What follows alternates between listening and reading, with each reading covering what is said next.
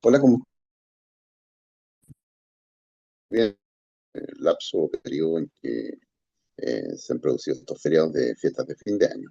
Retomamos nuestro curso y para eso les voy a enviar ahora, ¿cierto? A través de este medio, esta cápsula, que va a retroalimentar también por una parte, pero por otro lado va a construir la base del curso que vamos a desarrollar el día viernes, en este caso el día viernes 9 de enero. Eh, Son temas que tienen que ver encadenadamente con la última clase, en donde hicimos una referencia al tema de la pobreza, específicamente, ¿cierto?, relacionando el tema de la pobreza con el sistema de protección social y cómo el sistema de protección social se vincula con los municipios y de qué manera, entonces, en esta modernización de la gestión municipal, se logra ir estableciendo un vínculo entre las políticas públicas que son diseñadas por el Estado, pero ejecutadas a través de los municipios. Eh, en este contexto, la superación de la pobreza ha sido efectivamente uno de los ejes motores de las políticas públicas que se han instalado en Chile a partir del año 1990. O sea, estamos hablando de 35 años de gestión de políticas públicas que apuntan en el ámbito de programas sociales específicamente a construir bases fundantes para la superación de la pobreza. De hecho, el Estado, a través de sus indicadores formales, puede exhibir cierto el hecho de que del año 1990 se disponía de un instrumento de medición que era la encuesta CASEN, que reflejaba una pobreza superior al 40%. Eso implicaba necesariamente, ¿cierto?, que un porcentaje muy alto de la población se encontraba bajo la línea de la pobreza y por lo tanto no tenía acceso a una canasta básica de bienes y servicios. Desde este punto de vista, ¿cierto?, la evolución que ha sufrido el país, el Estado, la comunidad propiamente tal, ¿cierto?, pero además el conjunto de políticas públicas que se han aplicado desde la perspectiva de la protección social ha ido mejorando estos indicadores. A su vez, los indicadores también han sufrido modificaciones. Comentaba en la clase anterior, ¿cierto?, que la pobreza se medía históricamente solo por ingresos y la medición por ingresos registra, digamos, algunas debilidades, pero muy, muy importantes, lo que hace pensar que solo medir por ingreso es una cuestión que no refleja efectivamente la verdadera situación de la pobreza. Y por otro lado, ¿cierto?, el hecho de que a partir de la evolución de los instrumentos de medición, con la introducción de la pobreza multidimensional, a partir de las dos últimas encuestas que hacen, a lo menos, podemos nosotros disponer de información bastante más versátil respecto a las características de la población. Sin embargo, este instrumento de medición es una encuesta que actúa sobre una muestra, y la muestra son 70.000 hogares a nivel de todo Chile. Por lo tanto, no es una encuesta que tenga un valor desde el punto de vista estadístico para el nivel comunal. Lo tiene en el nivel nacional y en el nivel regional, pero no en el nivel comunal. En consecuencia, nosotros podemos tener una impresión respecto de cuál es el nivel de pobreza a nivel de las comunas. Y por cierto, ese es un dato que las municipalidades deberían tener a partir de estudios propios, a partir de recursos obtenidos del mismo gobierno regional, para gestionar este tipo de estudios que permitieran obtener información más directa respecto de los niveles de vulnerabilidad, pobreza, eh, pobreza extrema, personas en situación de calle, etcétera, etcétera. Entonces, ahí es donde entra digamos, la conexión con el otro tema de la clase que tiene que ver también con estas modernizaciones municipales, esta incorporación de temáticas municipales en políticas públicas, y que tiene que ver más bien con el sistema económico. ¿Cómo vinculamos nosotros el desarrollo de las comunidades con el sistema económico con el cual estamos viviendo? Que obviamente es un sistema de carácter liberal. Dicho sea de paso, todos los instrumentos con los cuales trabajamos nosotros son instrumentos de carácter liberal desde el punto de vista de su construcción técnica. Bien, en una economía liberal, evidentemente la distribución de la riqueza es un problema.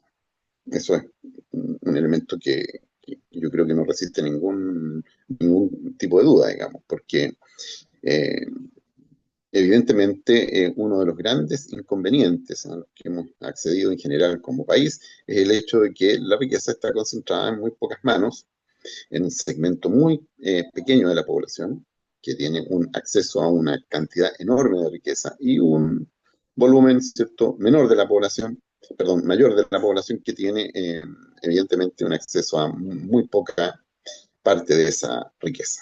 Bien, ahora, ¿cómo se puede entender entonces que efectivamente las calidades de vida han mejorado? Es porque el acceso al consumo, el acceso a bienes y servicios públicos, a bienes y servicios privados, por supuesto, ha permitido que las condiciones de vida mejoren, sin lugar a dudas, ¿ah? Pero sin embargo, un segmento muy importante de la población sigue manteniendo importantes cuotas de pobreza disfrazada de endeudamiento, disfrazada desde el punto de vista de la falta de expectativa, de la carencia de un sistema adecuado, por ejemplo, de protección de la vejez, un sistema adecuado de pensiones, un sistema adecuado que regule, por ejemplo, los ingresos, el trabajo decente según los estándares de la OIT, la Organización Internacional del Trabajo, en fin. O sea, tenemos todavía mucho que avanzar.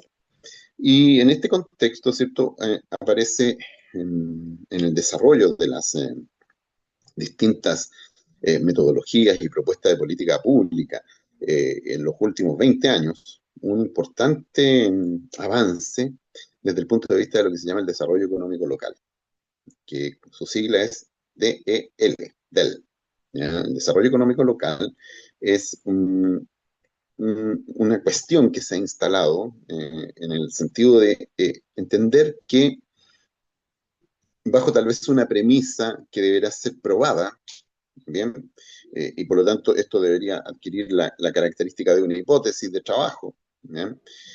Podríamos nosotros señalar que en este modelo de economías globales y de economías liberales, fundamentalmente, donde se producen todas estas dislocaciones que he mencionado antes, se producen también momentos complejos, porque las economías liberales son básicamente economías capitalistas, y las economías capitalistas se ven enfrentadas a fluctuaciones o ciclos de crecimiento y ciclos que son depresivos. Por lo tanto, ¿cómo se enfrenta en los territorios las crisis económicas, los momentos más complejos?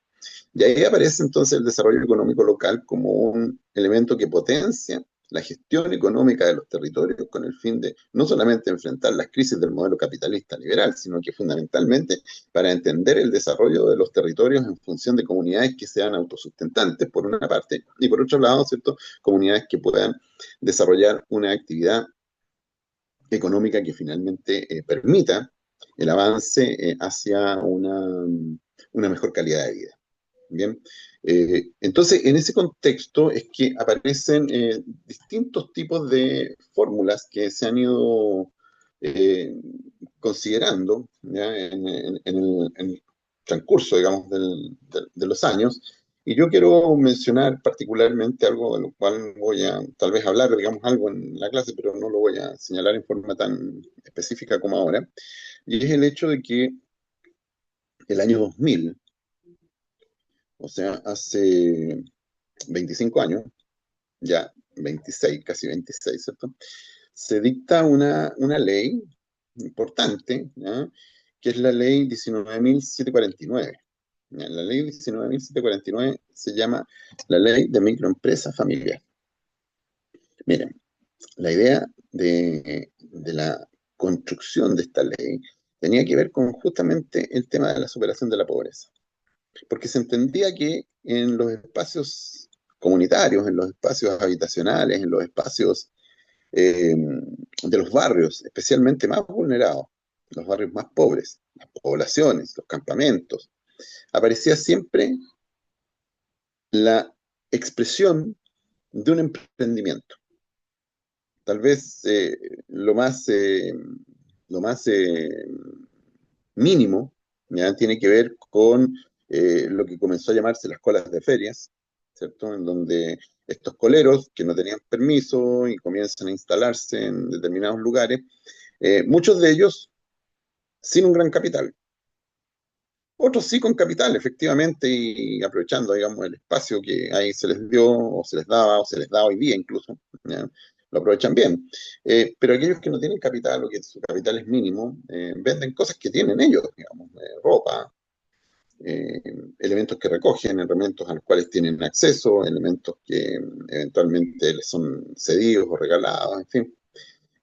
Entonces surge, ¿cierto?, un emprendimiento. Por otro lado está el negocio más establecido que empieza a vender eh, algún tipo de abarrote, algún tipo de alimentos, algún tipo de bebidas, los famosos cubitos de helado, por ejemplo, en el verano. En fin, o sea, se va haciendo un microemprendimiento comercial, un microemprendimiento también productivo, porque hay pequeños talleres que van desde el arreglo de bicicletas, por ejemplo, que van de la fabricación de cierto tipo de manufacturas que son de carácter artesanal, ¿ya? Y que permiten, digamos, algún grado de subsistencia. Por lo tanto, no es solo comercio, sino que también actividades de alguna manera fabriles. Eh, en este sentido, la ley de microempresas familiares reconoce que existe a nivel de un lugar donde se habita una familia, un tipo de emprendimiento y por lo tanto otorga facilidades para que ese emprendimiento pueda tener posibilidades de proyectarse. Porque un emprendimiento informal no tiene acceso, al no tener una patente, al no tener existencia legal y por lo tanto no tributar, no tiene acceso, ¿cierto?, a una cuenta bancaria, no tiene acceso a un crédito bancario, por ejemplo, no tiene acceso a facturas para vender una mayor cantidad de recursos y por lo tanto aumentar su capital. Entonces, entendiendo que existen emprendimientos mínimos en los espacios territoriales más vulnerables, se dicta esta ley de microempresas familiares que hoy día es manejada por los municipios en términos de otorgar una patente provisoria que puede durar un año, puede durar después de 10 años, se puede renovar nuevamente y así sucesivamente, ¿cierto? Hasta que finalmente esa microempresa familiar pueda constituirse en una empresa, digamos, más formal, que tenga características, evidentemente, ¿cierto?, de mayor crecimiento y por lo tanto también de mayor capacidad de venta. Y con la mayor capacidad de venta hay crecimiento económico. ¿Eh? En la ley de microempresas familiares reconoce que no puede haber más de 5 personas trabajando en una microempresa, en una casa-habitación. ¿Bien? Y solo excluye las actividades que tienen que ver con la fabricación o manipulación de alimentos, porque eso tiene que estar regulado por una norma que es esencialmente sanitaria, por razones obvias. ¿Ya? Los alimentos son muy complejos y delicados en cuanto a su elaboración y mantención. Entonces, todas las otras actividades que son artesanales, fabriles, de pequeños talleres, de comercios, ¿bien? Son fundamentalmente acogidas bajo el alero de esta ley de microempresas familiares. Entonces, yo quise partir por esto, que es como lo más básico, que es como una base de una pirámide en donde nosotros encontramos, ¿cierto?, un segmento importante de la población que tiene poco acceso a los recursos, poca educación, pocos niveles de capacidad como para ir desarrollando, ¿cierto?, algún tipo de actividad que permita el crecimiento económico a nivel personal, familiar, ¿cierto? Y eso extenderlo, digamos, dentro del contexto de una comunidad. Entonces, existen políticas públicas, existen normas que finalmente van a ir ayudando a que este tipo de emprendimientos puedan irse desarrollando. En el mundo, digamos, del Estado, las agencias del Estado, como el Fondo de Inversión Social, el FOSI, tienen recursos que constituyen capitales que permiten a este tipo de emprendimiento, ¿cierto?, poder obtener recursos económicos o recursos en herramientas o en algún tipo de capital físico que permita, ¿cierto?, que el emprendimiento se desarrolle más. También el Servicio de Cooperación Técnica, el CERCOTEC, que depende del Ministerio de Economía, va a ir también avanzando fuertemente en estos capitales que se llaman semillas, ¿bien? Y que apuntan fundamentalmente a sustentar emprendimientos que ya han logrado consolidarse, que ya han logrado instalarse de una manera más formal y que tienen ya una existencia durante un periodo de tiempo más sostenible. pero que siguen siendo débiles. Y por lo tanto, el fondo del capital semilla del Cercotec es mayor en cantidad de recursos que lo que aporta el FOSIS. Y posteriormente, ya en una empresa pequeña, ¿ya? En una pyme, ¿ya? Pequeña y mediana empresa, ¿cierto? Estamos hablando ya bastante más consolidada, pero con muchos problemas de recursos para seguir haciendo sustentabilidad de su capital, por ejemplo, y crecimiento de su capital. Bueno, ahí aparece otra agencia del Estado, que es la Corfo, y que también actúa con capitales semilla, que son más complejos de postular, son más complejos de acceder, pero también es posible de alguna manera obtener recursos de esta agencia, ¿cierto? Y estas pequeñas empresas, estas medianas empresas también pueden abastecerse de insumos que finalmente en las transferencias económicas pueden perfectamente, ¿cierto?, constituirse en una capacidad de despegue o de crecimiento efectivo real de estas economías. Entonces, en los espacios territoriales las economías se construyen de esta manera, ¿ya? Eventualmente en esos espacios territoriales también aparece una industria o una actividad económica potente, porque podría ser no solo en una ciudad, podría ser en una zona costera, por ejemplo, con la pesca artesanal o la pesca industrial, o con el cultivo de salmones, o con el cultivo de otro tipo de productos marinos, como son mariscos, por ejemplo, de todo tipo. Eh, Está también los emprendimientos forestales, los emprendimientos agrarios, ¿ya? En niveles menores. Por ejemplo, la actividad vitivinícola en Chile, que es muy importante, las regiones de O'Higgins, las regiones de Maule, por ejemplo, tienen una gran cantidad de medianos productores, que no son los que fabrican, por decirlo así, el vino, ¿ya? Sino que son los que abastecen con determinadas cuotas de uvas que son cosechadas o determinadas cepas, ¿cierto? A empresas mayores que son bodegas que son grandes productores, ¿cierto? Nacionales e internacionales de vino. Entonces, son ejemplos que uno puede ir dando desde la base de esta pirámide estructural que se da en los territorios, ya sea rurales, ya sea costeros, ya sean zonas mineras, zonas forestales, zonas urbanas, que son las mayores, ¿cierto? Y en donde encontramos la mayor cantidad de comercio, ¿ya? Y en consecuencia, ¿cierto? Es ahí donde nosotros vamos a buscar metodologías que permitan ir desarrollando, ¿cierto? Actividades que eh, busquen como resultado final el obtener mejoras en las condiciones de vida de esas comunidades a partir del desarrollo económico de las mismas. Y para que el desarrollo económico de las mismas se logre producir, efectivamente hay que promover el hecho de que estas pequeñas empresas, ¿ya? Estas medianas empresas o estas microempresas incluso, ¿cierto?, logren consolidarse y logren constituirse en una fuente de ingreso, en una fuente laboral, ¿ya?, que absorba mano de obra y que genere condiciones, digamos, de mayor desarrollo. Un dato interesante es que en Chile la gran mayoría del trabajo lo dan las pequeñas y medianas empresas. La gran mayoría de las personas que trabajan formalmente en Chile trabajan en pequeñas y medianas empresas. Por lo tanto, el rol allí de los territorios es tremendamente potente e importante. De este contexto vamos a sacar nosotros la clase del próximo viernes y ahí vamos a constituir también el taller número 3, ¿ya? Que es un taller que va a buscar indagar en un municipio algunas políticas públicas que están relacionadas con lo que yo les acabo de mencionar, o sea, políticas públicas que apunten a fortalecer el desarrollo económico de los territorios. En ese contexto, entonces, vamos a plantearnos en clase y este taller va a ser entregado a la próxima clase de la próxima semana, ¿ya? Con el fin de poner una nota y, obviamente, promediarlo con el taller número 2, ¿cierto? Que ya está entregado y que nos va a permitir definir, ¿cierto?, una nota de clase junto con la PEP 1 y la PEP 2 que va a ser en la última semana, que es la semana de la clase del día 23.